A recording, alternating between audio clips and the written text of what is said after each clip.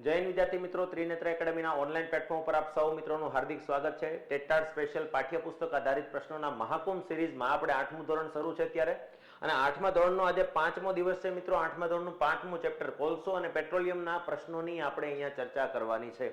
360 degree આપણે દરેક પ્રશ્નોનું એનાલિસિસ કરવાનું છે, કેવા કેવા પ્રશ્નો એની અંદરથી પૂછાઈ શકે અને આખું ચેપ્ટર તમારું કવર થઈ જાય એવા આપણે પ્રયત્નો કરશું। ચાલો તો શરૂઆત કરીએ મિત્રો। સૌથી પહેલો પ્રશ્ન અહીંયા આપેલો છે કે નીચેનામાંથી કયું કુદરતી સંસાધન છે? સંસાધન મતલબ જેનો માનવીય પ્રવૃત્તિ માટે ઉપયોગમાં કરી શકાય એવી કોઈ વસ્તુ, અને કુદરતી સંસાધન તો તમે જોવા જશો તો અહીંયા તમે જો તો સાબુ છે એ કૃત્રિમ રીતે બનાવવામાં આવે છે, એટલે આ તો નહીં આવે। પ્લાસ્ટિક કૃત્રિમ રીતે બનાવે, કુદરતમાંથી ક્યાંય પેદા ન થાય। નાયલોનના રેસા તમને ખ્યાલ છે કૃત્રિમ રીતે બનાવે, સિન્થેટિક રેસા કહેવાય। તો અહીંયા વૃક્ષો એકમાત્ર એવી વસ્તુ છે જે કુદરતી વસ્તુ દેખાય છે, તો અહીંયા આપણું કુદરતી સંસાધન કયું છે? વૃક્ષો। આ સિમ્પલ સવાલ હતો। તમને એમ થાય આવા સવાલો જાણવા માટે અમારે વિડીયો જોવાની જરૂર નથી, પણ હજી ધીરે ધીરે આગળ વધો ત્યારે તમને ખ્યાલ આવશે કે આમાંથી કેટલાક સવાલો એવા છે કે જે આપણને આવડતા નથી, તો એના માટે જ આપણે અહીંયા ભેગા થયા છીએ। તો ચાલો હજી આગળ વધીએ આપણે। નીચેનામાંથી કયા સંસાધનનો જથ્થો મર્યાદિત છે, મતલબ ખૂટી જાય એવું છે, એટલે કે પુનઃ અપ્રાપ્ય ઉર્જા સ્ત્રોત કયો છે? તો હવા ક્યારેય ખૂટે એમ નથી, સૂર્યપ્રકાશ ખૂટે એમ નથી, એક પણ નહીં આવે, કોલસો જે છે એ ખૂટી જાય એમ છે। ટૂંક સમયમાં આ કોલસાનું પ્રમાણ ધીરે ધીરે ઓછું થતું જશે ને એક સમય એવો આવશે કે ખૂટી જાય, કેમ કે આને બનવા માટે હજારો લાખો વર્ષોનો સમય લાગે છે, અને એ માટે પૃથ્વીના પેટાળની અંદર વનસ્પતિ સૃષ્ટિ અને પ્રાણી સૃષ્ટિનું દટાવવું જરૂરી છે। તો હવે ધીરે ધીરે આપણા પાઠનો શુભ આરંભ થઈ રહ્યો છે કોલસા અને પેટ્રોલિયમનો। તો આ મર્યાદિત જથ્થામાં છે, આનો જેટલો બને એટલો ઉપયોગ મર્યાદામાં કરવો જોઈએ, ઓછો કરવો જોઈએ, બાકી ખૂટી જાય આ। હવે મસ્ત મજાનો વિધાન વાળો સવાલ છે કે પુનઃ પ્રાપ્ય કુદરતી સંસાધનો માટે કયું વિધાન ખોટું છે? હવે તમે વાંચી લ્યો, તમને જ આઈડિયા આવી જશે, કંઈક ને કંઈક આમાં તમને અલગ લાગશે, કન્ફ્યુઝ થશો, જવાબ જુદો ટીક કરી દેશો, આવું બધું પ્રોબ્લેમ આમાં થશે। સિમ્પલ સવાલ છે, તેમ છતાં આપણા ખોટા પડવાની સંભાવના છે આની અંદર, બરાબર? તો ચાલો ધ્યાન આપજો। પુનઃ પ્રાપ્ય કીધું, ફરીવાર મળે એવું। હવે ફરીવાર મળે એવા પુનઃ પ્રાપ્ય ઉર્જા સ્ત્રોતની આપણે વાત કરીએ તો એક તો હવા છે, બોલે તો પવન જેને આપણે કહીએ છીએ તે, ત્યારબાદ પાણી પુનઃ પ્રાપ્યમાં આવે છે, ત્યારબાદ સૂર્યપ્રકાશ જે છે એ પુનઃ પ્રાપ્યમાં આવે છે, ત્યારબાદ વૃક્ષો જે છે એ પુનઃ પ્રાપ્યની અંદર આવી શકે છે। આ બધી જ વસ્તુ એવી છે કે જે પુનઃ પ્રાપ્ય ઉર્જા સ્ત્રોતોમાં સમાવેશ થાય છે। તો હવે એને અંતર્ગત તમને કયું વિધાન ખોટું લાગે છે? જો કુદરતમાં પહેલું વિધાન અહીંયા આપેલું છે આપણને કે કુદરતમાં અમર્યાદિત જથ્થામાં રહેલા છે, આ બધાની કોઈ મર્યાદા નથી, અનલિમિટેડ રહેલા છે, તો ભાઈ આ વિધાન સાચું છે। માનવીય પ્રવૃત્તિઓ દ્વારા તે ખલાસ થાય તેમ છે, માનવીય પ્રવૃત્તિઓ શું આને ખલાસ કરી શકે તેમ છે? હવા પૂરી કરી નાખશે માણસો, પાણી પૂરું કરી નાખશે બધું, કે સૂર્યપ્રકાશ પૂરો કરી નાખશે? બરાબર, વૃક્ષો તો હાલો તોય પૂરા કરી નાખે, પણ એમાં મેળ આવે એમ નથી, બરાબર? તો અહીંયા આપણે વાત કરીએ તો આ વિધાન જે છે એ એકદમ ખોટું વિધાન છે। આપણને અહીંયા ખોટું વિધાન પસંદ કરવાનું કીધું તો ખલાસ થાય તેમ નથી, બરાબર? તેની કોઈ કિંમત ચૂકવવાની નથી, આની કોઈ કિંમત, હવા પાણી પ્રકાશ ગમે તે વાપરો, અહીંયા વૃક્ષોને થોડીક વાર સાઈડમાં મૂકી દો, બરાબર? તો એની કોઈ કિંમત ચૂકવ, તેનું કોઈ માલિક નથી, હવા પાણી પ્રકાશનું કોઈ માલિક નથી, બરાબર? ગમે ત્યારે ગમે તે વ્યક્તિ ગમે તે જગ્યાએથી ઉપયોગમાં લઈ શકે। તો આ ત્રણે ત્રણ વિધાન સાચા છે, વચ્ચેનું બી વિધાન એક જ ખોટું વિધાન છે। પણ આપણે અહીંયા પુનઃ પ્રાપ્યના બદલે પુનઃ અપ્રાપ્ય વાંચી લીધું હોય તો આમાં લોચો પડવાની સંભાવના છે, ને કેટલાકને આ લોચો પડ્યો હશે, બરાબર? તો આ વસ્તુ ધ્યાનમાં રાખજો। ચાલો આગળ વધીએ। એના પછીનો પ્રશ્ન, સખત પથ્થર જેવા કાળા રંગના અશ્મિ બળતણને ખાલી જગ્યા નામે ઓળખવામાં આવે છે।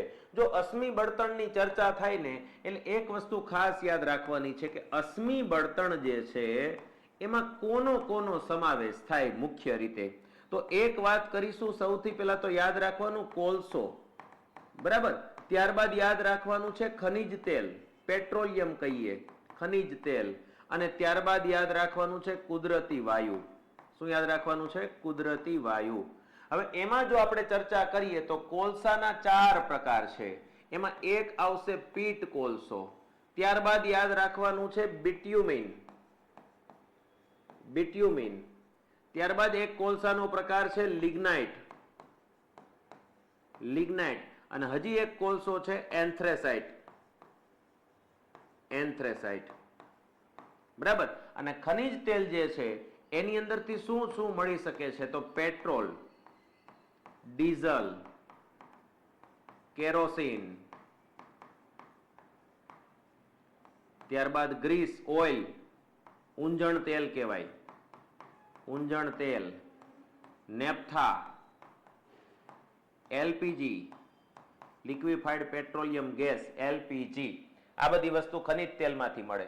અને કુદરતી વાયુનો મતલબ શું થાય? તો સીએનજી, કોમ્પ્રેસ્ડ નેચરલ ગેસ. તો આ બધું અશ્મિ બળતણ છે.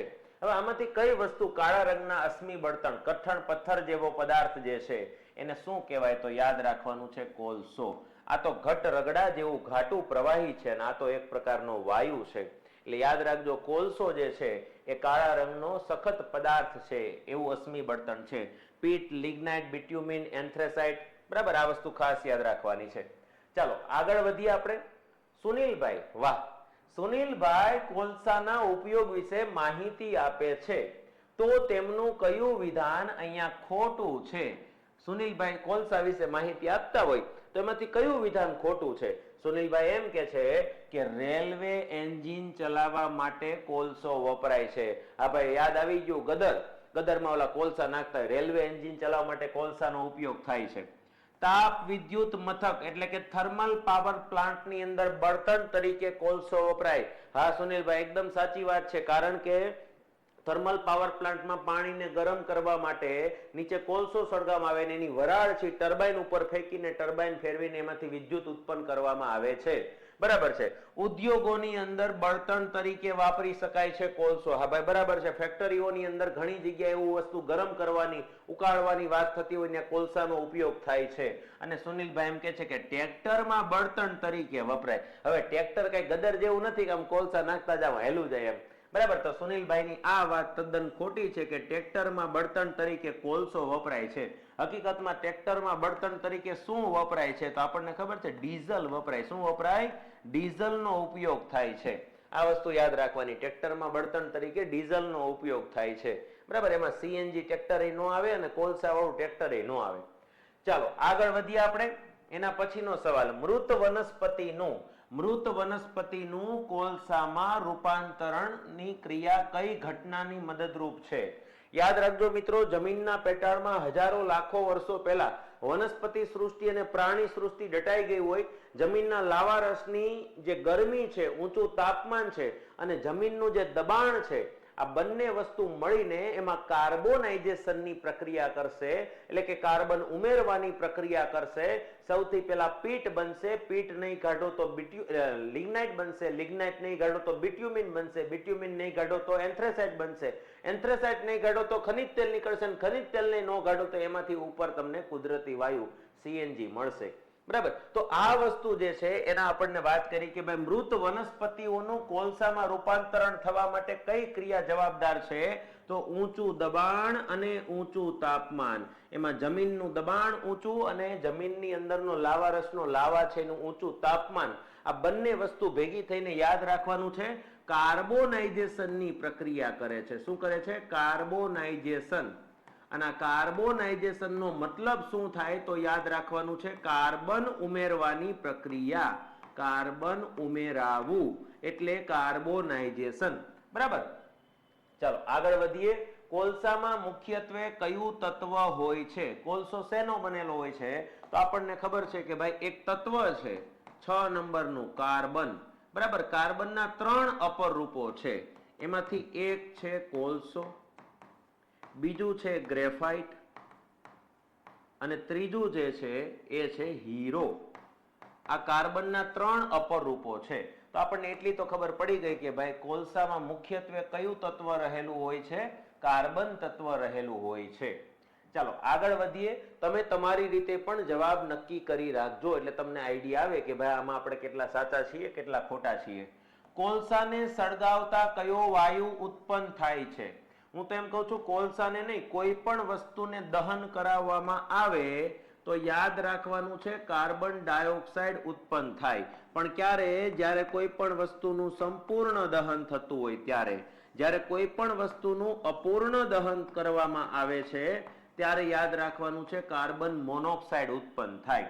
બરાબર, એટલે સંપૂર્ણ દહન વખતે પૂછાય તો યાદ રાખવાનું કાર્બન ડાયોક્સાઇડ, કાર્બન ડાયોક્સાઇડ. અને અપૂર્ણ દહન પૂછાય તો યાદ રાખવાનું છે કાર્બન મોનોક્સાઇડ. તો અહીંયા આપણને કોલસાનું દહન પૂછેલું છે તો આપણે સંપૂર્ણ અપૂર્ણ આપેલું નથી તો દહન સમજી લઈએ. તો દહનની કોઈ પણ પ્રક્રિયા દરમિયાન કયો વાયુ મુક્ત થાય છે? Carbon dioxide. આ વસ્તુ યાદ રાખજો. આગળ વધીએ. હા, આની અંદર કદાચ એવું પૂછવામાં આવે કે કયા વાયુનો ઉપયોગ થાય છે કોલસાનું દહન થાય ત્યારે, તો કોઈ પણ દહનની પ્રક્રિયા થાય ત્યારે ઓક્સિજનનો ઉપયોગ થાય છે. ઓક્સિજન વગર આગ લાગી જ ન શકે. આપણે નાના હતા ત્યારે પ્રયોગ કર્યો હતો. ઓલો આવી રીતે માની લો કે મીણબત્તી જે છે, બરાબર, એક મીણબત્તી આપણને આવી રીતે આમ કરીને આપેલી હતી અને એ મીણબત્તીને માની લો કે તમે ઊંધો ગ્લાસ ઢાંકી દો આવી રીતે, બરાબર, ઊંધો ગ્લાસ આવી રીતે ઢાંકી દેવામાં આવે તો થોડીક વાર પછી મીણબત્તી ઓલવાઈ જાય છે. મજા આવી. પેન્ટિંગ બહુ સારું કરો છો તમે. હા, મને એવું લાગે છે કે પેન્ટિંગ હું સારું કરું છું. તો વાત એ છે કે ઊંધો ગ્લાસ ઢાંકી દીધા પછી મીણબત્તી ઓલવાઈ જાય છે કારણ કે અંદરનો ઓક્સિજન પૂરો થઈ જાય છે. તો યાદ રાખવાનું છે મિત્રો, દહન દરમિયાન કયો વાયુ મુક્ત થાય? તો કાર્બન ડાયોક્સાઇડ અથવા કાર્બન મોનોક્સાઇડ. અને દહન દરમિયાન કયા વાયુનો ઉપયોગ થાય? તો યાદ રાખવાનું છે ઓક્સિજન. બરાબર, ચાલો આગળ વધીએ. મૃત વનસ્પતિનું કોલસામાં રૂપાંતરણની પ્રક્રિયા કયા નામે ઓળખાય છે? કોલસામાં રૂપાંતર થવાની પ્રક્રિયા છે આપણે હમણાં જ શીખી ગયા, કાર્બોનાઇઝેશનની પ્રક્રિયા તરીકે ઓળખવામાં આવે છે. કાર્બોનાઇઝેશન એટલે કાર્બન ઉમેરાવાની પ્રક્રિયા. બરાબર, આ વસ્તુ યાદ રાખજો. ચાલો આગળ વધીએ. તો પેટ્રોલિયમમાં નીચેનામાંથી કયો ઘટક હાજર હોતો નથી? આપણે ઘણી બધી વસ્તુની વાત કરી હતી કે ભાઈ એની અંદરથી પેટ્રોલ છૂટું પડે, કેરોસીન છૂટું પડે, પેટ્રોલિયમ વાયુ એટલે કે એલપીજી છૂટું પડે, પણ કુદરતી વાયુ છૂટું પડતું નથી. કારણ કે કુદરતી વાયુ અલગ વસ્તુ છે, એ પેટ્રોલિયમમાં હાજર ન હોય. કુદરતી વાયુની વાત થાય તો એને કહેવાય સીએનજી, કોમ્પ્રેસ્ડ નેચરલ ગેસ. 10મા ધોરણમાં આના વિશે ઘણી બધી માહિતી આપણે આપેલી હતી.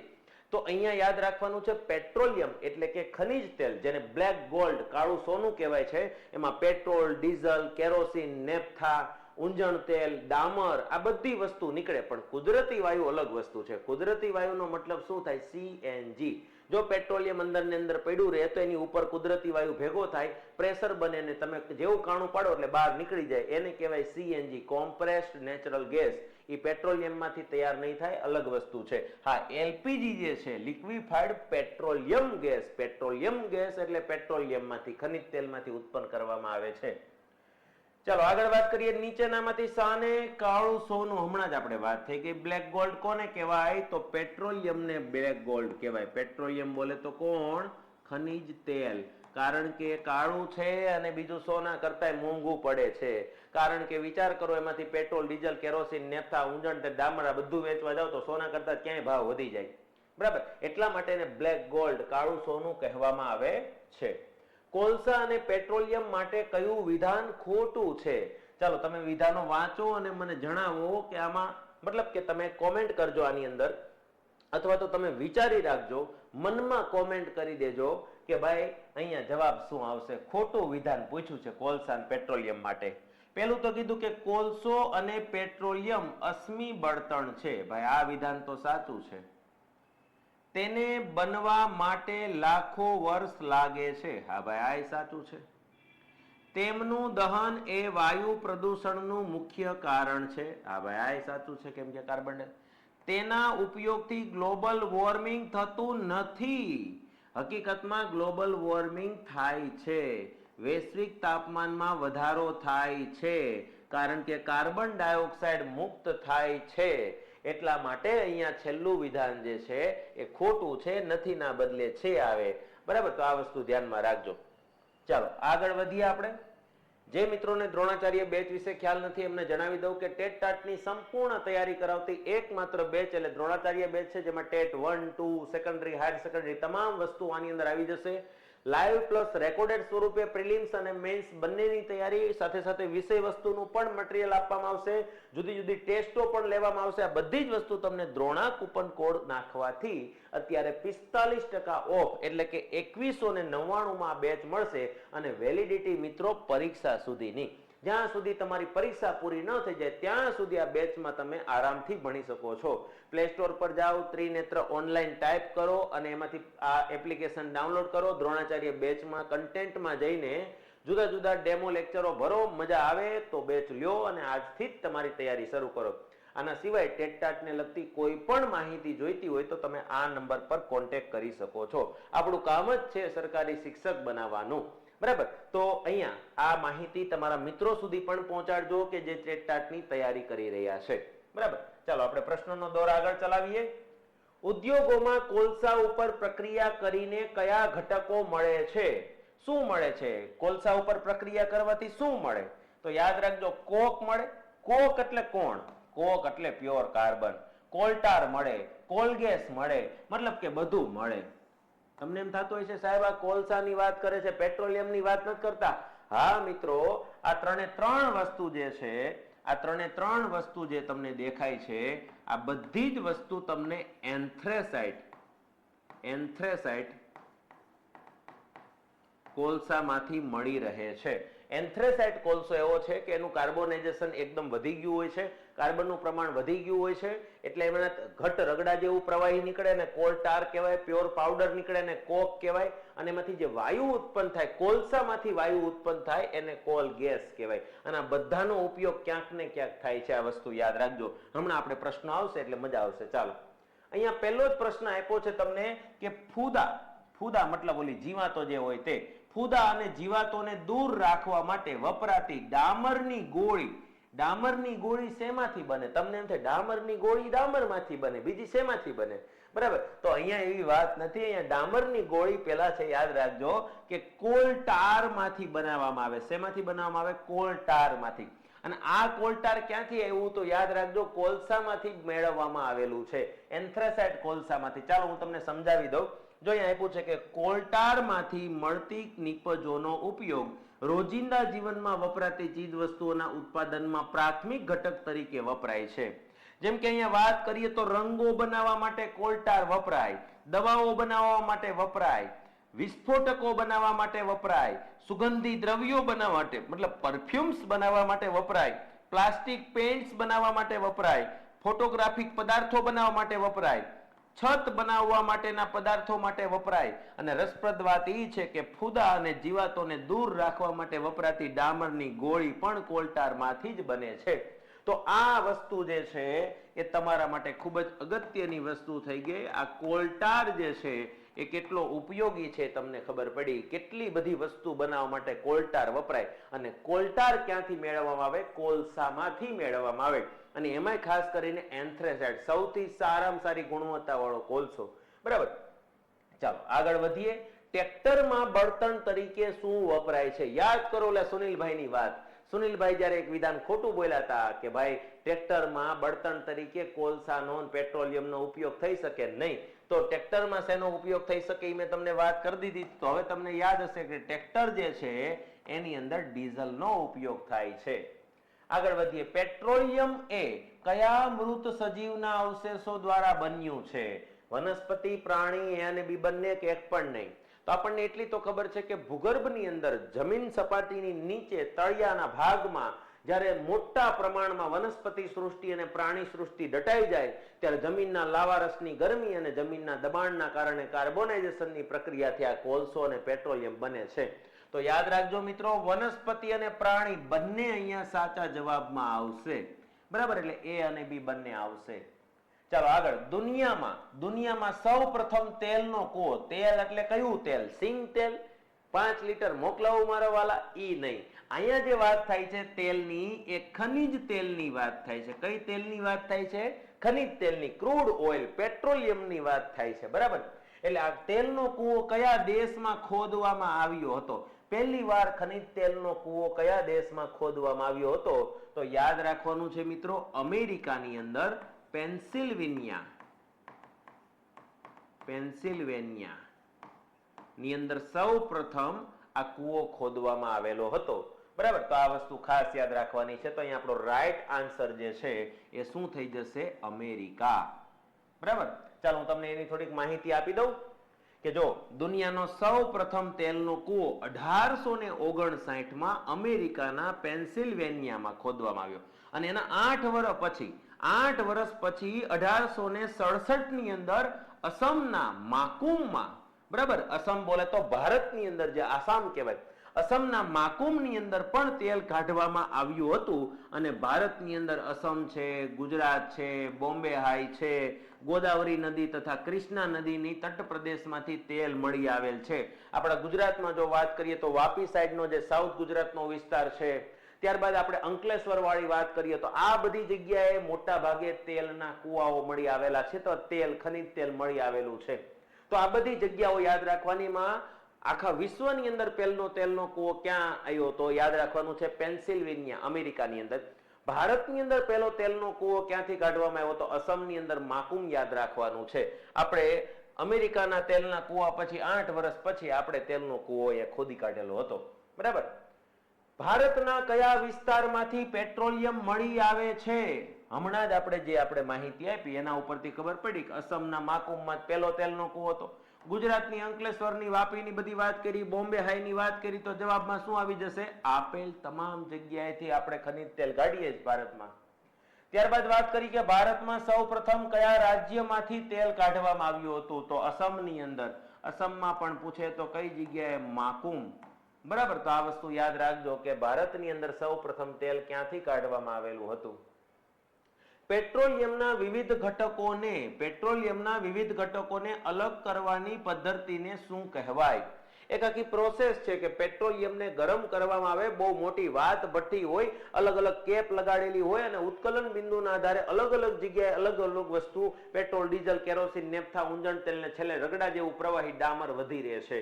તો આ બધી વસ્તુ જે છે છૂટી પાડવાની જે પ્રક્રિયા છે એને શું કહેવાય? તો યાદ રાખવાનું છે શુદ્ધિકરણની પ્રક્રિયા કહેવાય. અને શુદ્ધિકરણ ન કહેવું હોય તો વિભાગીય નિસ્યંદનની પદ્ધતિ કહેવાય છે. વિભાગીય નિસ્યંદનની પદ્ધતિ કહેવામાં આવે છે. આ વસ્તુ ખાસ યાદ રાખવાની છે. બરાબર, એને કાર્બોનાઇઝેશન કે પ્રકાશ સંશ્લેષણ કે નિષ્કર્ષ ન કહેવાય, શુદ્ધિકરણ કહેવાય, તો વિભાગીય નિસ્યંદન પદ્ધતિ કહેવાય. આગળ વધીએ. નીચેનામાંથી કયા સ્ત્રોતના ઉપયોગ દ્વારા ઓછું પ્રદૂષણ થશે? કઈ વસ્તુ એવી છે કે જેનો ઉપયોગ કરવાથી ઓછું પ્રદૂષણ થાય? આપણને બધાને ખબર છે સીએનજી. ચાલો સીએનજી વિશે કેટલીક વાત કરીએ તો સીએનજી નું પૂરું નામ આપણને બધાને ખ્યાલ છે કે ભાઈ કોમ્પ્રેસ્ડ નેચરલ ગેસ. અને બીજી વસ્તુ, આનો મુખ્ય ઘટક પરીક્ષામાં પૂછાય કે ભાઈ સીએનજી નો મુખ્ય ઘટક કયો છે? તો યાદ રાખવાનું છે મિત્રો મિથેન. અને મિથેનનું સૂત્ર કદાચ પૂછાઈ જાય તો યાદ રાખવાનું છે CH4. ત્યારબાદ એક વસ્તુ યાદ રાખવાની છે કે આને ઉત્તમ બળતણ તરીકે ઓળખવામાં આવે છે. ઉત્તમ બળતણ એટલા માટે કે પ્રદૂષણ નથી ફેલાવતો, બરાબર, વાયુને દૂષિત નથી કરતો, ખર્ચો ઓછો થાય છે, સસ્તો પડે છે, હેરફેર સરળ છે. બરાબર, તો આ બધી વસ્તુના કારણે એને ઉત્તમ બળતણ તરીકે ઓળખવામાં આવે છે. આ વસ્તુ ખાસ યાદ રાખજો. ચાલો આગળ વધીએ. ડ્રાય ક્લિનિંગમાં અને સોલ્વન્ટ એટલે બીજું કાંઈ નહીં, દ્રાવક. કોઈ પણ વસ્તુને ઓગાળવા માટે જે કામ લાગે ને સોલ્વન્ટ તરીકે નીચેનામાંથી શેનો ઉપયોગ થાય? તો યાદ રાખવાનું છે પેટ્રોલનો ઉપયોગ થાય. શેનો ઉપયોગ થશે? પેટ્રોલનો. બરાબર, ડ્રાય ક્લિનિંગ કરવા માટે પેટ્રોલ વપરાય છે. અને બીજી વસ્તુ, આ સોલ્વન્ટ એટલે દ્રાવક, કેટલીક વસ્તુ પાણીમાં ન ઓગળે ને પેટ્રોલમાં ઓગળી જાય, યાદ રાખજો. બરાબર, ચાલો તો અહીંયા હું તમને ઉપયોગો વિશે માહિતી આપી દઉં કે ભાઈ પ્રવાહી સ્વરૂપે પેટ્રોલિયમ વાયુ, જેને એલપીજી કહીએ છીએ, કઈ જગ્યાએ વપરાશે? ઘર અને ઉદ્યોગો માટેનું બળતણ છે. પેટ્રોલનો ઉપયોગ ક્યાં ક્યાં થાય છે? જો મોટરનું બળતણ, હવાઈ જહાજનું બળતણ, ડ્રાય ક્લિનિંગ કરવા માટે સોલ્વન્ટ એટલે કે દ્રાવક તરીકે થાય. કેરોસીનનો ઉપયોગ ક્યાં ક્યાં થાય? સ્ટવની અંદર, દીવામાં, જેટ પ્લેનમાં વગેરે વગેરે. તો આ પ્રશ્ન નીકળી શકે કે જેટ પ્લેનમાં બળતણ તરીકે શેનો ઉપયોગ થાય? કેરોસીનનો ઉપયોગ થાય. ડીઝલની અંદર વાત કરીએ તો ભારે વાહનો, ઇલેક્ટ્રિક જનરેટર વગેરેનું બળતણ, બોલે તો ટ્રેક્ટર, બરાબર. ઊંજણ તેલની વાત કરીએ, ગ્રીસ ઓઇલ ઊંજવા માટે, જ્યાં તમારે ઊંજવું હોય ત્યાં, પંખો કિચડુક કિચડુક થતો હોય તો ન્યાય ઊંજવા માટે ઊંજણ તેલ વપરાય, અને એન્જિનની અંદર પણ ઊંજણ માટે આપણે ઓઇલ પુરાવીએ છીએ. પેરાફિન, મીણ, મીણ જે છે એ મલમ બનાવવા, મીણ બનાવવા, વેસેલિન બનાવવા વગેરે વગેરે જગ્યાએ. બિટુમિન, બિટુમિનનો ઉપયોગ રંગો બનાવવા માટે અને રોડને સમતલ કરવા માટે. પહેલા બિટુમિનનો ઉપયોગ થતો હતો, હવે ત્યાં ડામરનો ઉપયોગ થાય છે. અને ડામરને બીજું શું કહેવાય તો આસ્ફાલ્ટ કહેવાય. શું કહેવાય? આસ્ફાલ્ટ કહેવાય, બરાબર. તો આ વસ્તુ પણ યાદ રાખવાની છે. તો ઘણા બધા એવા કોમન ઉપયોગો હતા કે જે કદાચ આપણને આમાંથી એકાદ બે ન ખબર હોય તો આજે આમાંથી ખબર પડી ગઈ, બરાબર. ચાલો આગળ વધીએ મિત્રો. એના પછીનો સવાલ, ભારતમાં પેટ્રોલ ડીઝલની બચત કરવાની સલાહ આપતી સંસ્થા કઈ છે? હવે જો આવો સવાલ પૂછાણો હોય તો ઘણાને એમ થાય કે આવું તો ક્યાંય ભણવામાં આવ્યું નથી, પણ મિત્રો આ 8મા ધોરણના પ્રકરણ 5 ની અંદર ભણવામાં આવેલું છે. તો આવા પ્રશ્નો હોય ને, મેં તમને કીધું હતું કે 8મું ધોરણ એવું છે કે કદાચ આખા ચેપ્ટરમાંથી આપણને 2 થી 3 સવાલ એવા લાગશે, પણ એ 2 થી 3 સવાલ બહુ ઇમ્પોર્ટન્ટ છે, પાઠ્યપુસ્તકમાંથી લીધેલો સવાલ છે આ, બરાબર. અને અહીંયા સાચો જવાબ જે છે એ આવશે કઈ સંસ્થા તો PCRA. આ PCRA વિશે આપણે માહિતી મેળવીએ તો ભારતની the petroleum conservation and research association, બોલે તો PCRA, વાહન ચલાવતા સમયે પેટ્રોલ ડીઝલની બચત કઈ રીતે કરવી જોઈએ તેની સલાહ આપે છે. કઈ રીતે કરવી જોઈએ ચાલો આપણે શીખી લઈએ. કદાચ આપણું પેટ્રોલ બચી જાય, આપણા પૈસા બચી જાય. તો અહીંયા જુઓ, પહેલી વસ્તુ તો બને ત્યાં સુધી એક ધારી અને મધ્યમ ગતિથી વાહન ચલાવો. એક ધારું ચલાવો, ધડ દઈને આમ લીવર માર્યું પાછી બ્રેક મારવી પડે, લીવર માર્યું પાછી બ્રેક મારવી પડે. તમે જો ઘણા જણા આવું કરતા હોય તો લીવર મારે બ્રેક મારે, લીવર મારે બ્રેક મારે, છેલ્લે નીકળે તો આપણી હારે ને હારે. તો ભાઈ શાંતિથી ધીરે ધીરે ધીરે ધીરે હેલો જાન, પેટ્રોલ એ બચી જાય, બરાબર, ક્યાંય ભટકાય નહીં. ટ્રાફિક સિગ્નલ પાસે અથવા તો તમારે જ્યાં રાહ જોવાની, કોકની રાહ જોઈને ઉભા હોય તો ગાડી ચાલુ કરીને નથી ઉભું રહેવાનું, બરાબર. ત્યાં એન્જિન બંધ કરી દો. એન્જિન બંધ કરી દો બોલે તો ગાડી બંધ કરી દો, રેડી. એટલે સિગ્નલ લાઇટમાં માની લો કે તમને દેખાઈ ગયું કે હજી ભાઈ આપણી પાસે 120 સેકન્ડ છે, તો બંધ કરીને ઉભા રહી જાઓ. છેલ્લી 7 સેકન્ડ કે 5 સેકન્ડ બાકી હોય ત્યારે ચાલુ કરો. ઘણા એમ કે સાહેબ અમે બંધ કરી દઈએ ને પછી જયારે સિગ્નલ ખુલ્લું આવે ને ત્યારે જ ગાડી નો ચાલુ થાય. હા ભાઈ, એવું ક્યારેક બને તો 10 સેકન્ડ પહેલા ટ્રાય કરવાનું ચાલુ કરી દો, મતલબ હેન્ડલ મારવાનું ચાલુ કરી દો, બરાબર. તો કિક મારવા માંડો, 10 સેકન્ડ વાર છે ત્યાં સુધી. તમને ખબર તમારી ગાડી કેવી છે, 15 સેકન્ડ પહેલામાં પણ ઓલી 60 સેકન્ડ તો ઉભા રહી જાઓ. તો એનો મતલબ છે કે જ્યાં રાહ જોવાની હોય ત્યાં ભાઈ તમે વાહન બંધ કરી દો. વાહનોના ટાયરમાં યોગ્ય દબાણની ખાતરી કરો. જો ટાયરમાં હવા ઓછી હશે ને તો ટાયર ભેગું થઈ ગયું હશે, મતલબ આમ થોડુંક દબાયેલું હશે તો ગાડીને ચાલવા માટે થોડોક પ્રોબ્લેમ થાય. એટલે ટાયર વ્યવસ્થિત હવા ભરેલું રાખો, બરાબર. વાહનની નિયમિત જાળવણી કરો, મતલબ કે નિયમિત એની સર્વિસ કરાવતા રહ્યો. ઘણાને ઓઇલ પૂરું થઈ જાય તોય ગાડી નથી મૂકતા, છેલ્લા હાવ એન્જિન ચોટી જાય ને ત્યારે ખબર પડે લે હાલે ઓઇલ તો પૂરું જ થઈ ગયું. ભાઈ વિચાર કરો, તમે ઓઇલ ને બાળી નાખ્યું એને. તો આવી રીતે ક્યારેક ક્યારેક સર્વિસ કરાવતા રહ્યો એટલે તમારું પેટ્રોલ જે છે એવરેજ તમારી જે કહેવાય એ એવરેજ બહુ સારી રહેશે, બરાબર. તો આ બધી કાળજી રાખવાનું સલાહ સૂચન કોણ કરે છે? The petroleum conservation and research association, PCRA. તો આવી વસ્તુ આપણને પરીક્ષાની અંદર પૂછાઈ શકે છે. ચાલો આગળ વાત કરીએ. તો અહીંયા આ ધોરણ 8 નું પ્રકરણ 5 પેટ્રોલિયમ અને કોલસા વિશે આપણે ચર્ચા કરી અને એના મસ્ત મજાના સવાલો વિશે માહિતી મેળવી. તમારા મિત્રોને પણ આ વિડીયો વિશેની જાણ કરજો, આ લેક્ચરો વિશેની જાણ કરજો ને એમના સુધી પણ આ વિડીયો પહોંચાડવા પ્રયત્ન કરજો. ચાલો તો ફરી પાછા મળીશું ધોરણ 8 ના પ્રકરણ 6 સાથે. ત્યાં સુધી જય હિન્દ, જય ભારત.